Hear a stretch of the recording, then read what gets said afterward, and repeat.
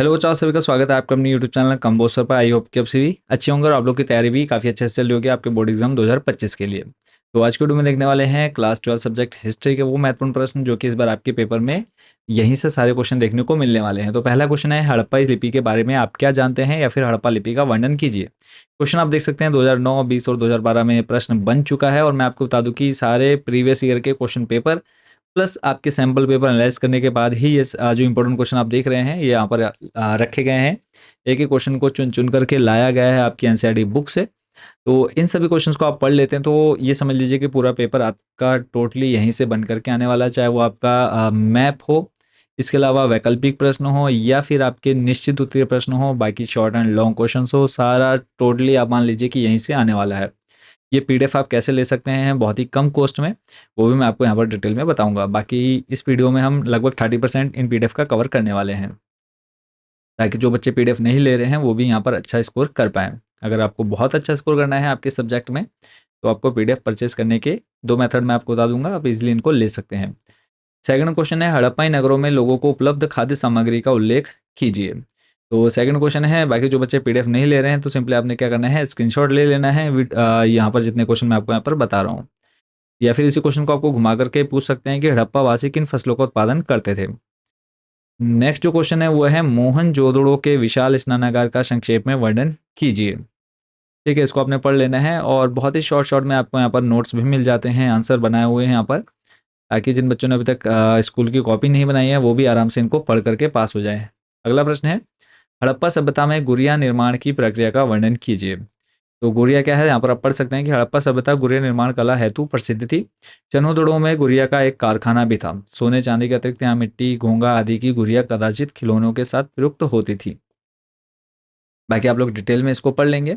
Next जो question है वो है, हड़प्पा सभ्यता में मनके बनाने के लिए प्रयुक्त पदार्थों का उल्लेख कीजिए। और ये क्वेश्चन आपका देखो 3 से 4 बार घुमा फिरा करके पूछा गया है, तो कंफ्यूज बिल्कुल नहीं होना है। और यहाँ पे सिलेक्टेड जो क्वेश्चन है इनको आपने पढ़ लेने हैं और इजिली आप इसका आंसर लिख सकते हैं। और आगे बढ़ने से पहले मैं आपको बता दूं कि पीडीएफ आप कैसे ले सकते हैं। बाकी जो बच्चे पीडीएफ नहीं लेना चाहते हैं वीडियो स्किप करके आगे के क्वेश्चंस कंटिन्यू कर सकते हैं। पीडीएफ लेने के लिए सिंपली आपको क्या करना है, हमारे यहाँ पर व्हाट्सअप नंबर दिया हुआ है, इस व्हाट्सअप नंबर पर आपने बच्चों सिंपली मैसेज कर देना है। नंबर आप देख पा रहे हैं स्क्रीन पर 8864842547। इस नंबर पर आपने मैसेज करना है, आपने अपनी क्लास, सब्जेक्ट और मीडियम बता देना है।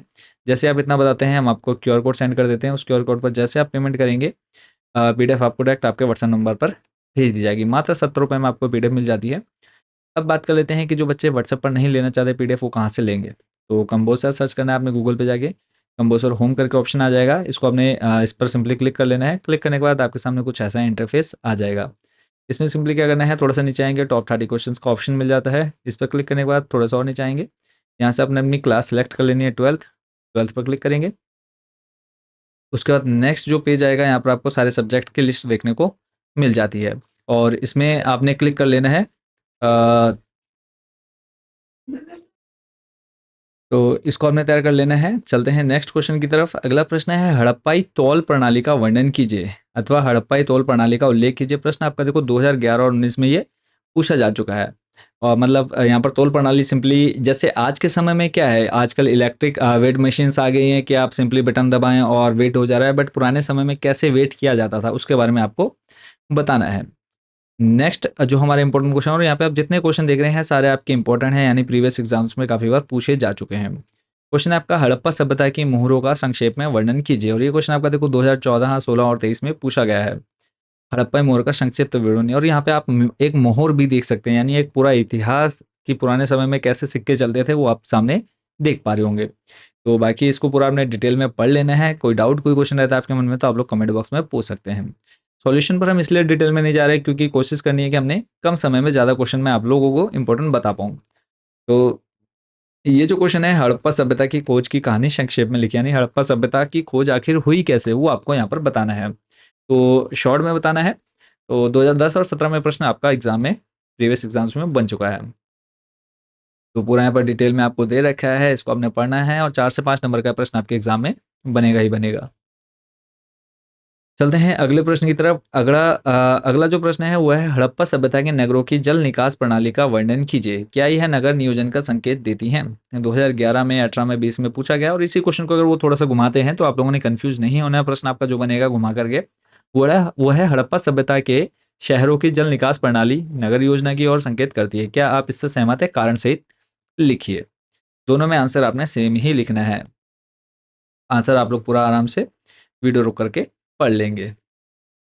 ठीक है, चलते हैं नेक्स्ट। और ये पीडीएफ आप लोग इजीली ले सकते हैं। मतलब अगर अब देखा जाए बोर्ड एग्जाम को, तो बोर्ड एग्जाम 60-70 रुपये कुछ नहीं है अगर आपका रिजल्ट अच्छा आ जाता है तो। ठीक है, तो थोड़ा सा मेहनत आप लोगों ने कर लेना है लास्ट के जो आपकी एग्जाम का समय बचा हुआ है। क्वेश्चन है, हड़प्पा सभ्यता का अंत किस प्रकार हुआ होगा? क्योंकि एक समय ऐसा है जब हड़प्पा सभ्यता पूरी तरह से खत्म हो गई, तो कैसे हुआ था ये आपको बताना है। तो इसके बारे में इतिहास में कुछ डिटेल नहीं मिलता है, बट कल्पनाएं की गई हैं कि सिंधु नदी की भयंकर बाढ़ के कारण यह सभ्यता पूरी तरह से जल में डूब गई। और दूसरा है, आर्यों तथा सिंधु वासियों के मध्य भीषण युद्ध हुआ होगा जिसमें सिंधु वासियों की पराजय हुई तथा इस सभ्यता का नाश हो गया। तो बस ये कुछ काल्पनिक बातें हैं, बट फिर भी आपने इन्हीं को पढ़ करके अपना आंसर देना है। नेक्स्ट है, मोहनजोदड़ो की कुछ विशिष्टताओं का वर्णन कीजिए।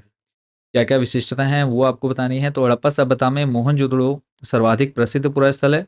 यद्यपि सबसे पहले खोजा गया स्थल हड़प्पा था। मोहनजोदड़ो बस्ती दो भागों में विभाजित है। एक भाग छोटा लेकिन ऊंचाई पर बना हुआ है, दूसरा भाग कहीं अधिक बड़ा लेकिन नीचे बनाया गया है। तो यहाँ पे समझ सकते हो कि जो ऊपर वाला भाग था वो शहर था, और जो निचला भाग था, सॉरी, ऊपर वाला भाग जो था वो किला, ठीक है, जहाँ पे राजा वगैरह और उनके मंत्री वगैरह रहते थे, और नीचे शहर हो जाता था जहाँ पे सामान्य लोग रहते थे। तो इसी तरह आपने इसको पढ़ करके अपनी भाषा में, अपनी लैंग्वेज में इस आंसर को देना है।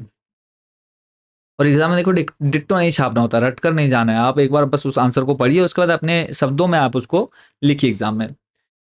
नेक्स्ट है, हड़प्पाई नगरों में शिल्पकला के उत्पादन के प्रभावों की चर्चा कीजिए।